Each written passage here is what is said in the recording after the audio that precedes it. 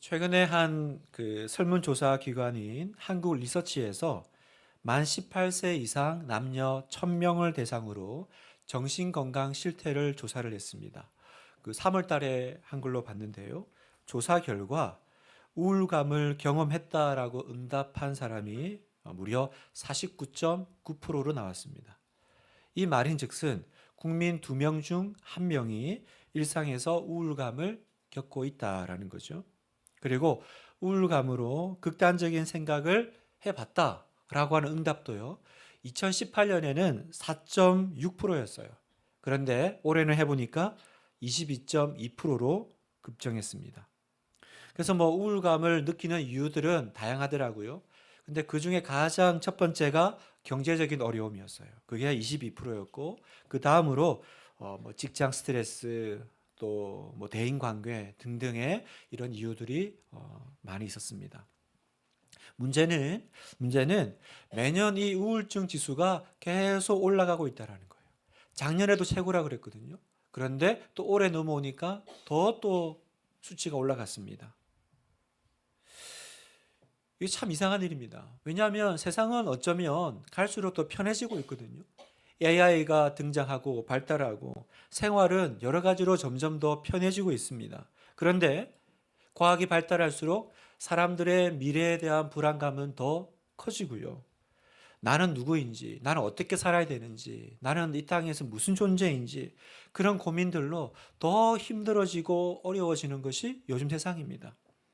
여러분, 이런 시대 가운데 우리는 어디서 소망을 얻어야 될까요? 어떻게 살아야 잘 사는 걸까요?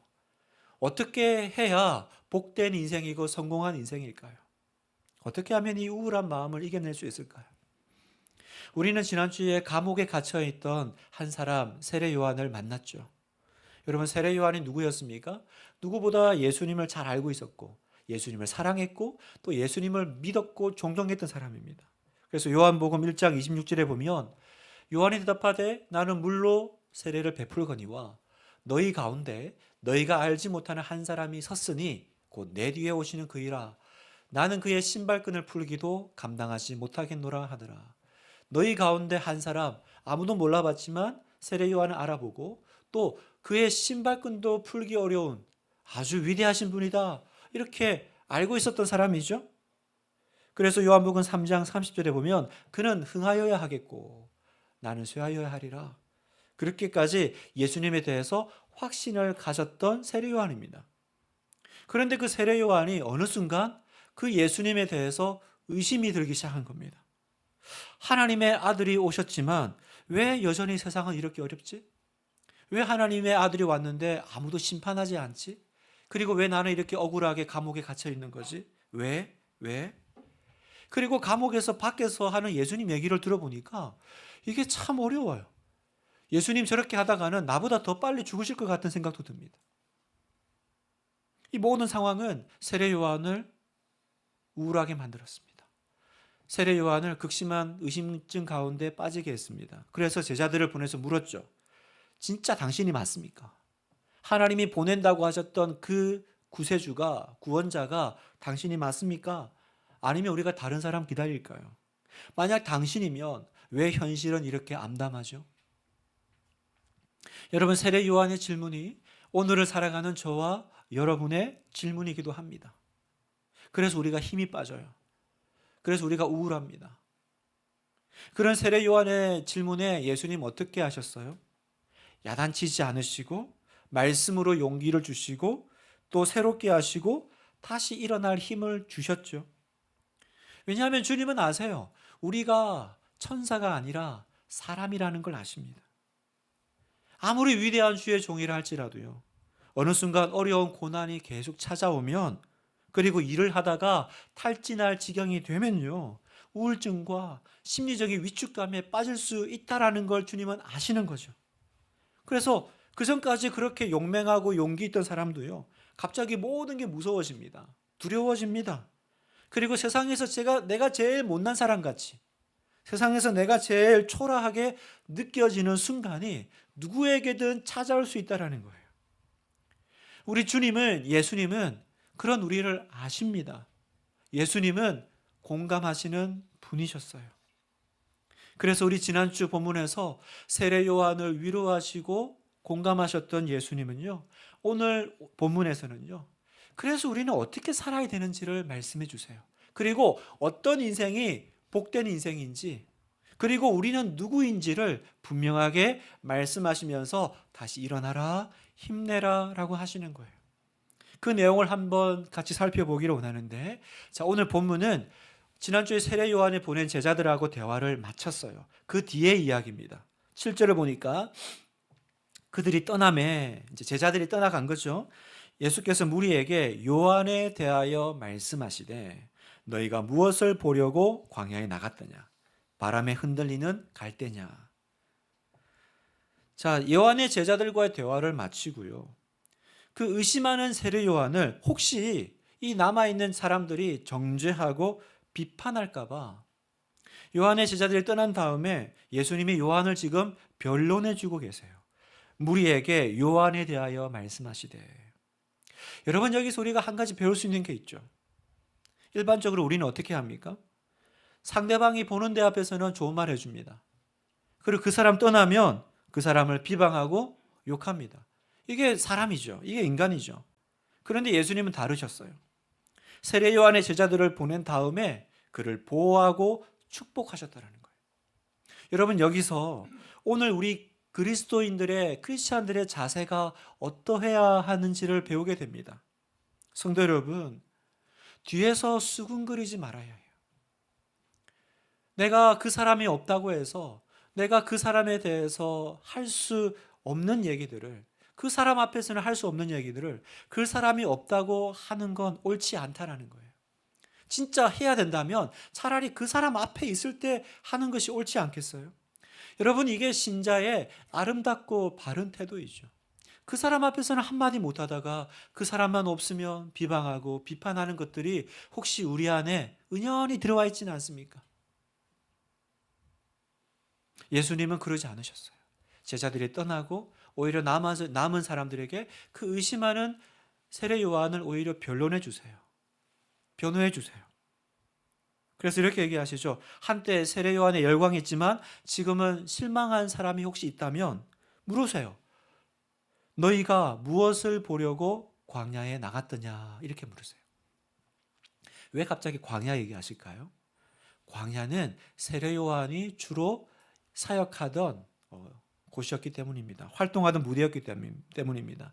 마태복음 3장 1절에 보면 그때에 세례 요한이 이르러 유대 광야에서 전파하여 말하되. 자, 그런데 예수님이 다시 또 질문을 하세요. 너희가 광야에 왜 나갔니? 그래서 뭐라고 물으세요? 바람에 흔들리는 갈대 보러 갔니?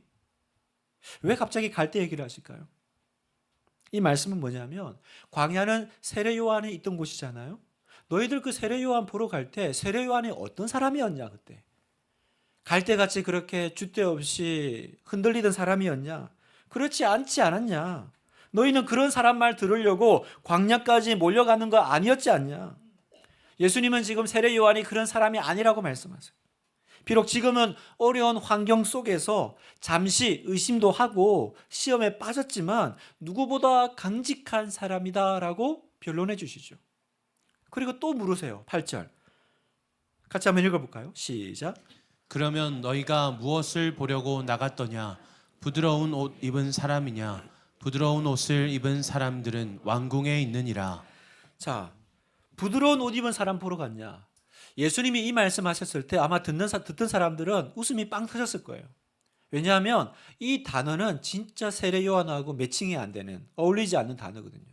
여러분, 여기서 부드러운 옷 입은 사람 누굽니까? 옷 잘 입는 사람, 잘 사는 사람, 혹은 권력자들, 왕궁에 있는 사람, 그죠? 고위 관직자들, 그런 사람들입니다. 그에 반해서 세례 요한은 어떤 사람이에요? 진짜 옷과는 상관없는 사람이죠. 한마디로 패션 테러리스트. 네. 세례 요한이 어떤 모습을 하고 다녔는지 마태복음 3장 4절에서 이렇게 얘기합니다. 이 요한은 낙타토롯을 입고 허리에 가죽띠를 띠고 음식은 메뚜기와 석청이었더라. 이렇게 말하니까 또 어떤 분들은 세례 요한이 밍크 코트를 입고 또 자연식 이렇게 웰빙을 했나 보다 이렇게 오해하시던데 그 얘기가 아니죠. 옷이 없어서 짐승 털옷을 걸치고 들에서 구하는 음식으로 배를 채우며 한마디로 노숙자와 별 차이 없는 모습이었다라는 거예요. 지금 예수님은 전혀 세례요한하고는 해당되지 않는, 세례요한에게 맞지 않는 두 가지, 갈대 이야기, 또 부드러운 옷 입은 얘기를 하십니다. 이 얘기를 왜 꺼내실까요? 진짜 세례요한 얘기 하시려고 그러는 거죠. 예수님은 세례요한에 대해서 그러면 어떻게 평가하셨어요? 9절 보면 그러면 너희가 어찌하여 나갔더냐? 선지자를 보기 위함이었더냐? 옳다. 내가 너희에게 이르노니 선지자보다 더 나은 자니라. 세례요한에 대한 예수님의 평가는 뭐냐? 선지자보다 더 나은 사람이다. 여러분, 유대인들에게 선지자는 특별한 사람들이에요. 선지자라고 하면 존경의 대상이고요. 성경이 없던 시절에 하나님의 말씀을 받아서 전해주는 유일한 사람들이죠. 그런데 여러분, 성경을 보면요, 구약 성경 맨 마지막인 말라기를 끝으로 무려 400년 동안 하나님의 음성이 더 이상 들리지 않습니다. 구약 성경의 맨 마지막이 말라기인데 맨 끝에 있다고 말라기가 아니고 사람 이름입니다. 사람 이름이 말라기예요. 간혹 또 하박국은 국 이름인 줄 아시는 분이 있는데 사람 이름입니다. 400년 동안. 그래서 우리가 성경을 보면 구약과 신약은 종이 한 장으로 나눠져 있지만 사실은 그 사이는 400년의 시간이 있는 거예요. 그래서 신구약 중간사라고 우리가 부릅니다. 여러분, 400년 동안 하나님의 말씀이 끊어져 버렸어요. 나타나지 않았어요. 여러분, 말이 400년이지 400년 동안 하나님 말씀을 들은 적이 없다면 그 이스라엘 사람들의 마음은요, 어떠했을까요? 마치 비가 내리지 않아서 그냥 쩍쩍 갈라진 그 논바닥 같은 그런 메마른 심정으로 하나님의 말씀을 누가 전해주나, 누구를 통해서 오나 그렇게 기다렸을 겁니다. 그러나 그 말씀을 전할 사람은 나타나지 않았어요. 그 상황을 아모스 8장 11절에 이렇게 얘기합니다. 주 여호와의 말씀이니라. 보라, 날이 이를지라. 내가 기근을 땅에 보내리니 음식이 없어 주림이 아니며 물이 없어 가람이 아니요 여호와의 말씀을 듣지 못한 기갈이라. 여호와의 말씀을 듣지 못한 기갈이 있을 거다라고 말씀하세요. 성도 여러분, 인생 최대의 목마름이 여기 있어요. 그건 더 어떤 것도 아닌 하나님의 말씀을, 하나님의 음성을 듣지 못할 때 오는 기갈입니다. 왜 나는 이것저것 다 하는데 항상 내 인생은 목마를까요? 그래서 뭔가 이렇게 공허해, 뭔가 좀 더 채우고 싶어. 그래서 때로는 재미있는 운동도 해보고 좋은 여행도 다녀보고. 그런데 어때요? 여러분, 어떻습니까? 다 그때뿐이잖아요. 돌아올 때는 언제나 마음에 허무함이 물밀듯이 밀려옵니다. 공허함이 밀려옵니다. 그래서 이게 아닌가? 그래서 또 다른 걸 해봅니다. 또 더 열심히 끝간데 없이 달려갑니다. 여러분, 그게 인생의 모습이요. 그게 인생의 허무함이죠. 여러분, 그 모든 인생의 갈증은 어떻게 해결될 수 있나요? 바로 하나님의 말씀을 들을 때인 줄 믿습니다. 오직 하나님의 말씀만이 우리 영혼에 만족을 줘요. 시편 63편 1절을 같이 한번 읽어보겠습니다. 시작. 하나님이여, 주는 나의 하나님이시라. 내가 간절히 주를 찾되 물이 없어 마르고 황폐한 땅에서 내 영혼이 주를 갈망하며 내 육체가 주를 앙모하나이다. 하나님이여, 간절히 주를 찾되 물이 없어 마르고 황폐한 땅에서 내가 주님을 갈망합니다. 여러분, 이 마음으로 살아야 되는 거예요. 하나님의 말씀을 사모하고 그 말씀을 들을 수 있는 자리를 사모하며 사는 거예요. 나에게 바른 말씀을 주는 교회를 찾고 나에게 말씀을 전해주는 영적인 공동체를 언제나 찾고 사모하시기를 축복합니다. 자, 그런 시간들이 계속되다가 드디어 그 길고 어두운 터널 끝에 하나님의 음성이 들리기 시작해요. 한 사람을 통해서 불같은 메시지가 광야에서 선포되기 시작했습니다. 마태복음 3장 1절에 그때에 세례 요한이 이르러 유다 광야에서 전파하여 말하되, 하나님의 말씀에 대한 갈증으로 죽어가는 영혼에게 다시 말씀을 가지고 등장한 사람이 있었는데 그 사람이 누구라고요? 세례 요한이다. 세례 요한이다. 그런데 놀라운 건요, 예수님이 세례 요한이 단지 그냥 오랜 동안 말씀을 전할 사람이 없다가 그 말씀을 전하러 나타난 그런 대단한 인물이다 이렇게 말한 게 아니라 더 특별하게 표현하세요. 내가 너에게 이르노니 선지자보다 나은 사람이라. 이 세례 요한은요, 그 앞에 있던 선지자들하고 전혀 다른 차원의 선지자다 이렇게 말씀하시는 거예요. 세례 요한은 어떤 면에서 특별했을까요? 당시 유대인들이 존경했던 대표적인 선지자 그러면 엘리야, 모세 이런 사람들입니다. 여러분, 엘리야가 어떤 사람이에요? 지난주 살펴봤지만 그 바알 선지자하고 싸울 때요, 기도 한번 하니까 하늘에서 그냥 불이 떨어지는, 그 정도 해야죠, 그죠? 선지자면. 모세는 어떤 선지자입니까? 지팡이로 홍해를 가르고 바다를 가르고 광야에서 마실 물이 없는 곳에서 바위를 두드려서 물을 내는, 여러분, 특별한 사람이라고 하면 이런 사람들이 특별한 사람인 거죠. 그에 반해서 세례 요한은 어때요? 그냥 너무나도 초라한 인생, 광야에서 외치는 인생, 노숙자같이 그렇게 척박하게 살다가요, 결국은 감옥에 갇히고 결국은 감옥에서 죽어가는 인생. 그런데 여러분, 어떻게 이런 인생이 선지자보다 나은 인물이 될 수 있을까요? 답은 10절에 있어요. 자, 10절 한번 읽어보겠습니다. 시작. 기록된 바 보라 내가 내 사자를 내 앞에 보내노니 그가 내 길을 내 앞에 준비하리라 하신 것이 이 사람에 대한 말씀이니라. 그가 내 앞에서 내 길을 준비할 것이다.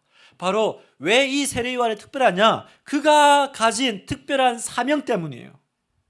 어떤 사명일까요? 여러분, 구약의 모든 선지자들은 하나님의 말씀을 받고 예언했습니다. 여러분, 그 모든 말씀과 예언의 초점은 뭐냐? 오실 메시아. 그래서 선지자들은 메시아를 가르치고 메시아를 예언하고 메시아를 기다렸어요. 선지자는 누구냐? 하나님의 손가락이죠. 바로 그리스도 메시아를 가리키는 손가락이었어요. 그 역할이었습니다. 그런데 왜 요한이 특별하고 요한이 위대하냐? 요한은 메시아를 가리키는 손가락이 아니라 메시아를 직접 만나서 그의 길을 준비한 사람이었다는 거예요. 예수님이 인간을 구원하기 위해 이 땅에 오시는데 그분을 영접한 사람이 바로 세례 요한이다라는 거예요. 여러분, 이것이 오늘 우리에게 의미하는 바가 뭘까요? 오늘을 살아가는 우리와 무슨 상관이 있나요?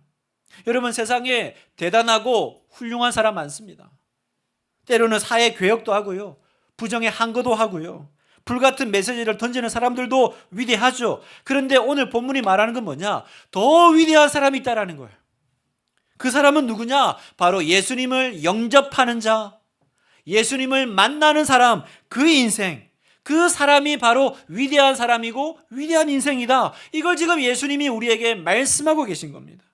사랑하는 성도 여러분, 여러분은 내가 예수님을 영접하는 것이 내 인생에서 할 수 있는 가장 위대한 일임을 믿으십니까? 예수님을 전하고 예수님을 자랑하고 그분을 높이는 것이 인간이 할 수 있는 가장 놀라운 기적임을 여러분 믿으세요? 왜 그렇습니까? 왜 그것이 가장 인생이 할 수 있는 가장 위대한 일이에요? 왜냐하면 그분은 바로 이 땅에 오신 하나님의 아들이시기 때문입니다. 여러분, 그분은 바로 나를 구원할 수 있는 유일한 능력의 이름이시요, 우리가 가질 수 있는 가장 보화보다 더 귀하신 나의 주님이시기 때문에 사도행전 4장 12절 같이 읽겠습니다. 시작. 다른 이로서는 구원을 받을 수 없나니 천하 사람 중에 구원을 받을 만한 다른 이름을 우리에게 주신 일이 없음이라 하였더라. 또 읽어볼까요? 사도행전 16장 31절 시작. 이르되 주 예수를 믿으라. 그리하면 너와 내 집이 구원을 받으리라. 로마서 10장 13절 시작. 누구든지 주의 이름을 부르는 자는 구원을 받으리라. 아멘. 누구든지 주의 이름을 부르는 자, 능력의 이름, 하나님의 아들의 이름, 구원의 이름. 여러분, 예수님이 나에게 가장 귀한 분임을 믿으세요? 여러분, 예수님이 내가 내 자녀들에게, 내 자손들에게 물려줄 유일한 유산임을 여러분 믿으세요? 여러분, 그걸 믿는다면 비록 내가 세상에서 조롱받고요, 때로는 내가 이류, 삼류, 그런 볼자끝 없는 인생을 사는 것처럼 보여도 내가 예수님을 믿고 그분과 함께 걸어가는 그 삶 자체가 내 인생의 목표요, 내 인생의 자랑이 되는 겁니다. 그런데 문제는 뭐예요? 그리스도인들이 이렇게 많은데 이 확신을 가지고 사는 사람들이 적다라는 거죠. 하나님을 믿는다고 하는데 막상 하나님이 보내신 최고의 선물 예수 그리스도를 믿는 게 가장 위대한 일인지를 깨닫지 못하고 있는 거예요. 그러니까 믿는다고 하면서, 신자라고 하면서 우울해요. 신자라고 하면서 좌절해요. 가장 놀라운 보화를 들고서 하나님이 나한테 해준 게 뭐가 있냐, 하나님이 나한테 돌을 돌이켜주신 게 뭐가 있냐, 항상 원망하고 어려워한다는 거예요. 그럼 이제 우리는 어떻게 살아야 될까요? 우리 두 가지를 붙잡기로 원하는데, 첫 번째, 여러분 이제 진짜 가장 위대한 인생을 사십시오. 여러분 우리는 어떻게 살아야 됩니까? 여러분 이 땅에 태어난 저와 여러분은요, 한 분도 빠짐없이 다 위대한 인생을 살아야 할 겁니다. 그런데 여러분, 뭐가 위대한 인생이냐라는 거예요. 여기 위대한 인생을 안 살고 싶은 사람이 누가 있나요? 문제는 뭐가 위대한 인생이냐, 그 정의죠. 우리는 종종 세상의 위대함이 천국의 위대함이라고 착각합니다. 그래서 세상에서 받는 축복과 명성이 천국에서도 통할 거라고 생각해요. 예수 믿으면서도 착각해요. 그래서 예수 믿어도 자기 신분이 형편없는 사람은 괜히 기가 죽고 우울하게 삽니다. 반대로 세상에서 좀 지위가 높고 가진 것이 많은 사람은 괜히 자부심 가지고 살아가요. 다른 사람보다 좀 더 있으면 자부심 가지는 게 인생이더라고요. 그러나 여러분 기억하세요. 세상의 위대함이 천국의 위대함이 아닙니다. 세상의 위대함이 천국의 위대함이 아니에요. 자, 11절, 내가 진실로 너희에게 말하노니 여자가 낳은 자 중에 세례 요한보다 큰 이가 일어남이 없도다. 그러나 천국에서는 극히 작은 자라도 그보다 크니라. 여러분 보세요. 세례 요한은 지금 최고의 찬사를 받고 있어요. 여자가 낳은 자. 여러분, 여성을 통해서 태어나지 않은 사람 누가 있습니까? 이 말은 뭐냐면 이 땅에 태어난 모든 사람을 얘기하는 거예요. 모든 이 땅의 사람 중에 가장 낮고 탁월한 사람이 누구라고요? 세례 요한이래요. 그런데 뭐라고 하세요? 여기서 말하고 싶은 건 뒤에 있습니다. 그렇게 대단한 세례 요한이라 할지라도 이 세례 요한은 천국에서 제일 작은 사람보다 낫다라는 거예요. 그러면 도대체 그 천국에서 제일 낮은 자, 작은 자가 누굴까요? 바로 예수 그리스도를 믿고 예수님을 통해서 천국 백성된 바로 여러분, 저와 우리가 바로 이 천국에서 낮은 자예요. 왜 그럴까요? 왜요? 왜냐하면 여러분, 예수님 오시는 길을 준비하는 세례 요한도 그렇게 위대하다고 칭찬해 주시는데, 저와 여러분이 예수님을 만나고 예수님을 영접하고 예수님을 내 안에 모시고 이제 예수님을 위해 살아갑니다. 여러분, 그 인생이 얼마나 위대하고 복되겠어요. 아니, 오기를 기다리는 사람하고 이미 온 분을 만난 사람의 그 차이는 얼마나 크겠어요, 여러분. 그러니 오늘 예수님 말씀 뭐예요? 너희가 세례 요한보다 더 크다. 여러분 믿으십니까? 실컷 세례 요한 칭찬해 주시고 실컷 세례 요한을 올려주신 다음에 주님이 하시고 싶은 더 놀라운 메시지는 뭐냐? 네가 세례 요한보다 훨씬 더 존귀하다, 더 크다, 더 세다. 여러분, 이 말씀이 오늘 이 아침에 여러분을 완전히 새롭게 일으키시기를 바랍니다. 여러분의 그 우울하고 답답한 심령 가운데 내가 누구지? 이렇게 답답한 인생을 사는, 이렇게 초라한 인생을 사는 나는 누군가? 네가 세례 요한보다 더 큰 자야. 이걸 우리가 깨달을 때, 와, 우리의 인생이요, 우리의 그 존재감이, 우리의 자부심이 얼마나 달라질지요. 그래서 이제 알겠어요. 내 안에 거하라, 나도 너희 안에 거하리라. 이 벽에 붙어있는 이 말씀이 얼마나 놀라운 얘기인지, 여러분, 얼마나 놀라운 선물인지요.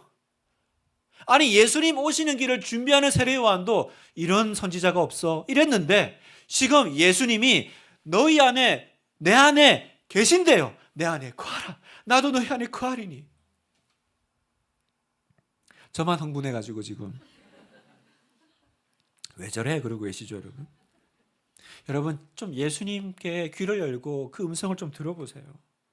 우리가 지금까지 위대하다고 좋다고 생각했던 걸 뭐 있나요? 그런데 한번 생각해 보세요. 그거 진짜 천국에서도 위대한 거 맞습니까?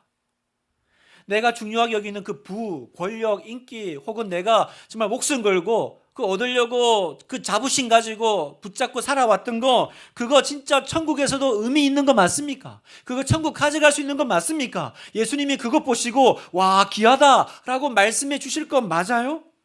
여러분은 도대체 무엇을 위해 사세요, 성도 여러분? 무엇을 위해서 그렇게 달려가고 계세요? 그 달려가시는데 그래서 그 정상에는 뭐가 있는데요? 뭐가 있습니까? 여러분, 이미 그 정상에 가 있다고 하시는 분들이 얘기를 들어보세요. 높은 자리에 가 있을수록 인생을 좀 살았다고 하시는 분들 한번 얘기를 들어보세요. 그 공통적인 단어가 뭐예요? 공허함이잖아요, 공허함. 공허함. 다른 사람들보다 좀 더 똑똑하고 건강하고 금수저에 집안도 좋고 좋은 직장도 가지고 가진 것도 많고 누리고 살아가는 것, 여러분 여기에 인간의 가치가 있는 게 아니고요. 참된 가치, 인간의 가치는 어디 있습니까?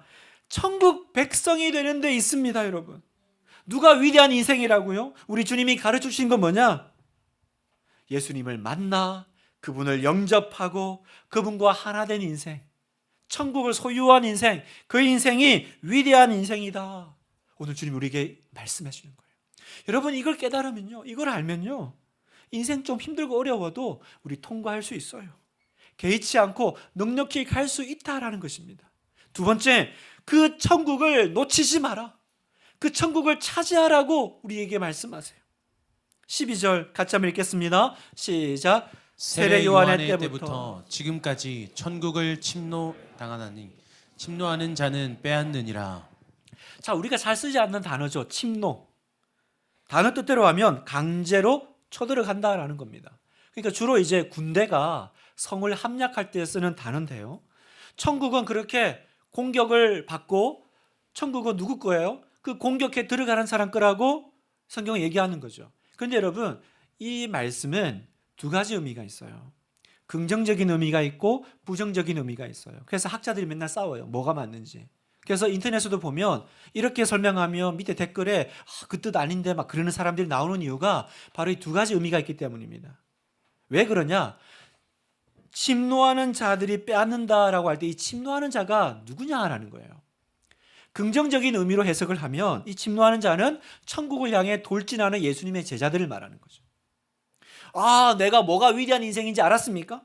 천국이 이제 눈앞에 보입니까? 아무리 힘들어도 천국만 생각하면 가슴이 막 뜁니까? 그러면 이 사람은 천국을 얻기 위해서 자기의 모든 걸 던져 그 천국을 향해 돌진하고 달려갈 거라는 거죠. 예수님은 이 비유를 밭에 감추인 보화를 찾은 사람으로 비유해서 설명하셨어요. 마태복음 13장 44절에 보니까 천국은 마치 밭에 감추인 보화와 같으니 사람이 이를 발견한 후 숨겨두고 기뻐하며 돌아가서 자기의 소유를 다 팔아 그 밭을 사느니라. 천국은 마치 보화 같대요. 여러분, 이 이야기의 핵심은 천국이 얼마나 좋냐, 천국은 보화야, 신나지, 여기에 뭡니까? 초점이 있는 게 아니고, 그래서 너는 네 소유를 다 팔아 대가 지불을 하고 그 천국을 샀니? 그걸 얻었니? 이거예요. 아무리 천국을 발견하고 좋아본들 내가 내 소유를 팔아 내 것 만들지 않으면 그게 무슨 상관이 있겠어요? 그래서 천국은 침노를 당하는 거예요. 천국은 침노하는 자들이 빼앗는 거예요. 내가 내 모든 걸 걸고 그 천국을 얻기 위해 달려가는 사람에게 주시는 거예요. 이게 첫 번째 의미면 부정적인 의미로도 또 해석이 된다는 거예요. 그러면 어떻게 되냐? 이 침노하는 자는 천국을 공격하는 악한 자들로 보는 겁니다. 그럼 어떻게 해석할 수 있어요? 천국은 악한 불신앙의 무리들에게 항상 핍박받고 공격받는다는 거예요. 세례 요한이 회개하라 그랬더니 고난받죠. 핍박받죠. 바리새인들이 공격하고 헤롯에 의해서 감옥 갇히죠. 그 일이 지금도 일어나고 있을 거야. 세상은 내가 너에게 검을 주러 왔노라 그 설교할 때 기억나시죠? 세상은 여러분의 신앙을 빼앗기 위해서 가만두지 않을 거예요. 그 얘기예요. 천국은 공격을 당하고요. 그리고 그 악한 자들에 의해서 계속 빼앗김을 당한다라는 거예요. 그러니 여러분, 내가 그 천국을 차지하기 위해서는 빼앗기지 않으려면 고난과 핍박을 감수해야 한다라는 뜻입니다. 신앙으로 살면 침노당하는 일, 공격받는 일이 있을 거야 라고 지금 예수님이 말씀하시는 거예요. 말씀을 마무리하면서 여러분 어쨌든 여러분 천국은 지금도 침노, 공격당하고 있습니다. 악한 무리에 의해서든 아니면 그 천국의 가치를 발견한 신자들에 의해서든 공격당합니다. 우리는 어떻게 해야 될까요? 이제 여러분은 오늘 말씀을 통해서 예수 믿는 것이, 예수님을 영접하는 것이 얼마나 복된 일인지, 얼마나 위대한 일인지 깨달으셨어요. 이제는 그 복과 그 가치를 아는 신자로 살아가야 합니다. 더 이상 내가 그 천국과 상관없는, 천국을 손에 들고도 우울하고 가난하고 힘겨워하는 인생이 아니라, 지금 예수님 말씀하시는 거예요.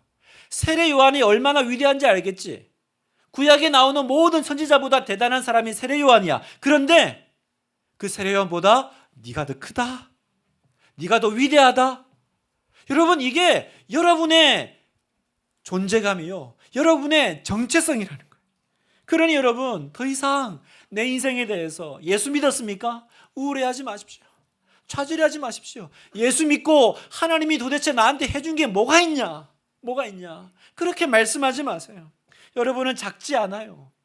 예수님을 가졌습니까? 나의 왕, 나의 구주 되신 예수님이 여러분의 보아이심을 믿으십시오. 주님 안에서 여러분은 세례 요한보다 큽니다. 구약에 나와 있는 그 엘리야와 모세보다 내 안에 거하라, 나도 너희 안에 거하리라. 이 말씀을 붙잡은 사람은 더 복되고 위대한 존재다라고 말씀하십니다. 여러분, 이 기쁨 빼앗기지 마세요. 이 기쁨을 선포하며 사세요. 말도 안 되는 상황이 있을 겁니다. 그러나 그 상황 속에서도 하나님의 살아계심을 믿으며 믿음으로 한 걸음씩 걸어가는 여러분 되시기를 주님의 이름으로 축원합니다. 주님의 이름으로 축원합니다.